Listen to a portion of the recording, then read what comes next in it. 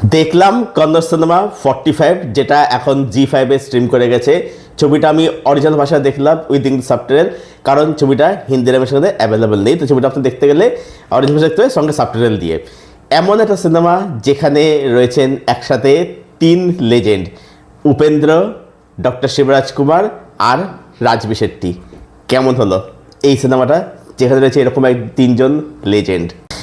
এই সিনেমার যে স্টোরি আইডিয়াটা সেটা কিন্তু বেশ ইউনিক। এখানে আমরা দেখতে পাচ্ছি কি যে রাজবি শেট্টি সে জানতে পারছে যে আগামী 45 দিনের মধ্যে তার মৃত্যু হবে। এর পরবর্তীতে কি হচ্ছে সে নির্দেশ কোথা থেকে পাচ্ছে এবং তার পরবর্তীতে এই রাজবি শেট্টির সঙ্গে কী ঘটে কী হয়, এই হচ্ছে কনসেপ্ট। বাকি আপনাকে জানতে হলে সিনেমাটা জি5 গিয়ে দেখে নিতে হবে। এবার চলুন জেনে নেওয়া সিনেমার মধ্যে কী ভালো দিক রয়েছে এবং কী খারাপ দিক রয়েছে। এই সিনেমার পজিটিভ দিক হচ্ছে সিনেমাটা পার্সন পিসেসে আপনার দেখতে কিন্তু মজা লাগবে, বেশ ভালো লাগবে আর কি। এখানে সিনেমাটার মধ্যে বেশ কিছু এমন মুহূর্তে এখানে ডিজাইন করে সেটা কিন্তু আপনাকে কিন্তু হুক করে রাখবে, আপনি কিন্তু এনগেজ করে রাখবে। ছবির মধ্যে যেভাবে এখানে মাইথোলজিক্যাল রেফারেন্সগুলো উঠে আসে সেটা কিন্তু সত্যি দেখবার মতো, এবং সেটাকে যেরকমভাবে একটা মডার্ন ইম্প্রোভাইজ করা হয়েছে, একটা মডার্ন একটা রূপ দেওয়া হয়েছে, সেটা কিন্তু সত্যি দেখবার মতো। যেমন ধরুন ছবির মধ্যে যে মেটাফরগুলো রয়েছে মাইথোলজিক্যাল রেফারেন্স রূপে আর কি, যেমন ধরুন এখানে বলছি উপেন্দ্র অ্যাকচুয়ালি এখানে ভালো করে দেখেন যে তার সঙ্গে যে ধরুন গাড়ির মধ্যে যে গরুর বা মোষের যে শিং লাগানো আর কি, ঠিক আছে, তো সে যে গাড়ির চেয়ারটায় বসছে আর কি, সেটা দেখবেন যে অ্যাকচুয়ালি এটা কিন্তু কোথাও গিয়ে যমরাজকে ডিপিক্ট করছে। তো উপেন্দ্র হচ্ছে এখানে যমরাজ এবং হচ্ছে সময়, মানে যেটা কাল বা মহাকাল বলে তাকে রিপ্রেজেন্ট করে, তার একটা মডার্ন ভার্সন রিপ্রেজেন্ট করছে। এখানে যে কুকুরটা থাকে, কুকুরটা অ্যাকচুয়ালিতে যেটা আমার দেখে যেটা বুঝলাম সেটা হচ্ছে যে যেহেতু উপেন্দ্র যমরাজ রিপ্রেজেন্ট করেছে, কুকুরটা হচ্ছে সেই যমরাজের সেই কুকুর আর কি, সেই কুকুরটা যমরাজের কুকুরের একটা মডার্ন রিপ্রেজেন্টেশন। এখানে ডক্টর শিবরাজ কুমার নাম দেখেন এখানে তার সাথে শিবা নামটা জড়িয়ে রয়েছে কিন্তু।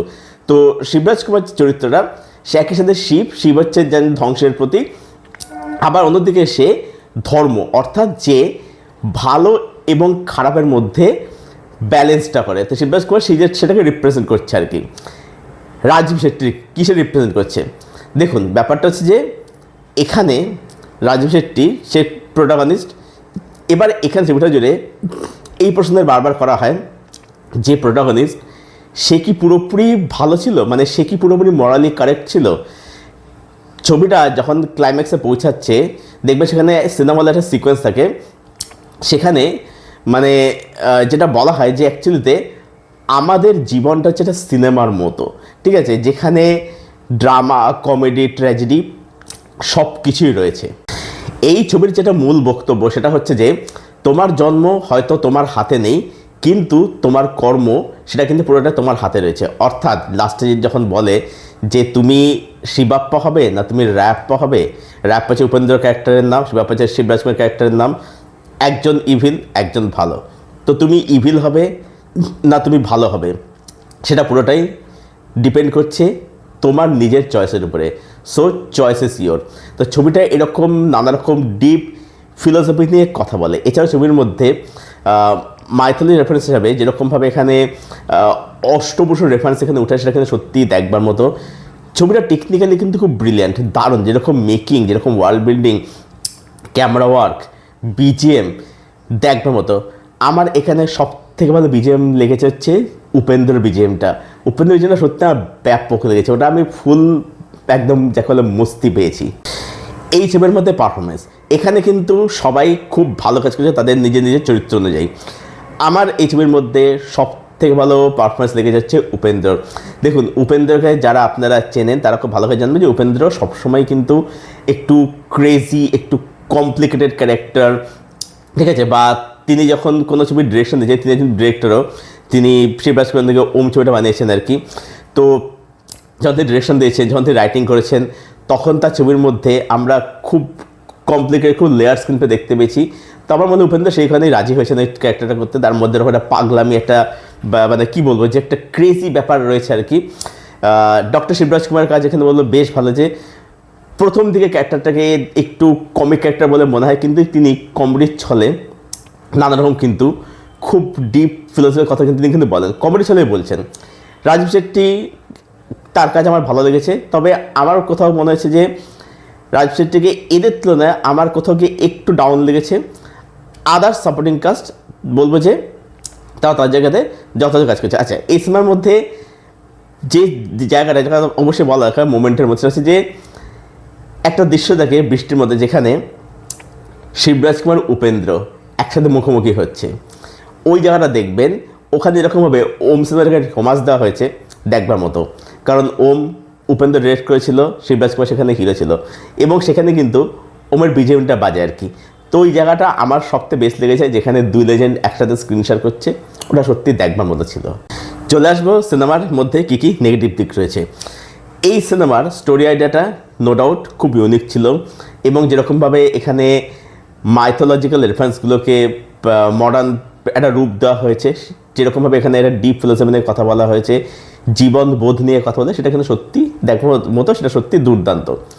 কিন্তু শুধুমাত্র স্টোরি আইডিয়া হলেই কিন্তু হয় না, সেটাকে একটা প্রপার স্ক্রিন প্লেতে ডেভেলপ করতে হয়, যে ডেভেলপমেন্টটা এখানে সঠিকভাবে কিন্তু হয়নি।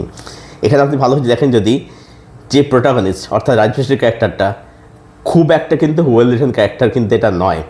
মানে এখানে রাজীব শেট্টির মানে ঘটনা শুরু হচ্ছে মানে ওই ইনসিডেন্টটা দিয়ে, প্রথমে এটা দেখাচ্ছে, আমরা ক্যারেক্টার সম্পর্কে জানতে পারছি, যার ফলে ক্যারেক্টার জুড়তে পারছি না।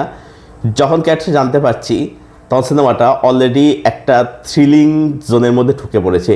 তখন সেখানে মানুষের কিন্তু অত ইন্টারেস্ট থাকবে না যে লোকটা লিখেছিল।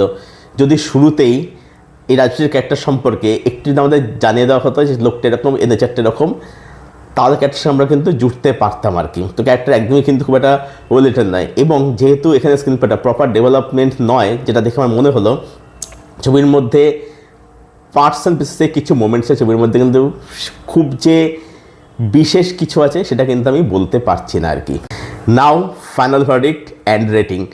ফাইনাল ভার্ডিক্ট এটাই 45, একটা ইউনিক আইডিয়ার সঙ্গে আসা, একটা ডিসেন্ট, একটা ওকে একটা ওয়ান টাইম ওয়াচ সিনেমা, যেটা আপনি এর ইউনিক আইডিয়ার জন্য একবার অবশ্যই দেখতে পারেন। আপনাকে যে খুব হতাশ করবে সেটাও নয়, আবার আপনি যে একদম দেখে যে ছিটকেলে উড়ে গেলেন সেরকম নয়। মানে আমার যেটা হয়েছে, আমার কোথাও গিয়ে একটা হালকা মিক্স ফিলিংস, আমার মনে হচ্ছে ছবিটা এর থেকেও আরও অনেক বেটার করা যেতে পারত। এবার বাকি আপনাদের উপরে। রেটিং আমার তরফ থেকে রইল 6.5 আউট অফ 10। এটাই ছিল আমার রিভিউ 45 এই কন্নড় ছবিটাকে কেন্দ্র করে, যেটা আমি বলবো যে একটা ভালো প্রচেষ্টা, বাট সেটাকে খুব একটা সাকসেসফুল প্রচেষ্টা এটাকে মানে বলা যায় না আর কি। তবে ডেফিনেটলি মেকার্সরা চেষ্টা করেছে, একটা ডিরেক্টরের একটা চেষ্টা অবশ্যই ছিল, সেটাকে অবশ্যই অ্যাপ্রিশিয়েট করা যায়। তো ছবিটা আপনারা একবার দেখতেই পারেন এর ইউনিক আইডিয়ার জন্য, এবং দেখে সে জানাবেন কমেন্ট করে ছবিটা আপনাদের কীরকম লাগলো। আর যদি কেউ 45 দেখে দেখেন বা যাদের দেখা হয়ে গেছে, আপনাদের কি ওপিনিয়ন সেটা ডেফিনেটলি কমেন্ট করে জানাবেন। আর এই ভিডিওটা ভালো লাগলে ভিডিওটাকে অবশ্যই লাইক করবেন, শেয়ার করবেন, চ্যানেলটাকে অবশ্যই সাবস্ক্রাইব করবেন। চলুন ভিডিও এখানেই শেষ করছি, দেখা হচ্ছে আপনাদের সঙ্গে পরের ভিডিওতে। Till then stay best, stay healthy, keep watching good content.